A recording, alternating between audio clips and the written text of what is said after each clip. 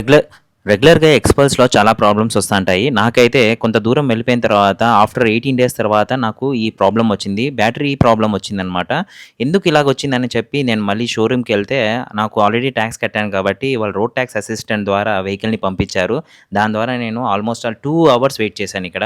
చూసారు కదా! నాకేం చేయాలో అర్థం కావట్లేదు. మార్నింగ్ 8:45 నుంచి 10:45 దాకా వెయిట్ చేశాను. నాకు పిచ్చెక్కేసింది. ఎప్పుడొస్తాడా ఈ రోడ్ టాక్స్ అసిస్టెంట్ అతను దీన్ని ఎలాగో తోసుకొని ఎళ్ళలేమని. ఫైనల్‌గా ఆయన వచ్చేసాడు. బైక్‌నైతే ఆ వెహికల్ మీద పెట్టేసి గాడిని నేను ప్రీమియర్ షోరూమ్‌కి తీసుకెళ్ళిపోయాను. అక్కడ తీసుకెళ్ళిన తర్వాత అక్కడ వాళ్ళకి ఇంజినీర్స్ కూడా అర్థం కాలేదు దీని ప్రాబ్లమ్ ఏంటనేది.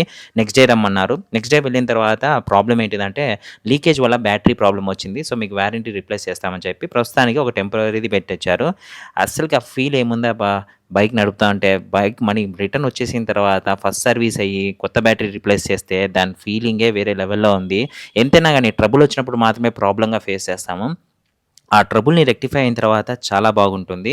మోస్ట్‌లీ చాలా వరకు మైనర్ ఇష్యూసే ఉన్నాయి ఇప్పుడు వెహికల్స్‌లో. నిజంగా సర్వీస్ అయితే బావుంది ప్రీమియా వాళ్ళ దగ్గర. బట్ నేనైతే చాలా బాగా ఎంజాయ్ చేశాను ఈ రైడ్ ఈరోజు ఆఫ్టర్ సర్వీస్. నేను అలాగే నంబర్ ప్లేట్ కూడా వచ్చేసింది మన వెహికల్‌కి.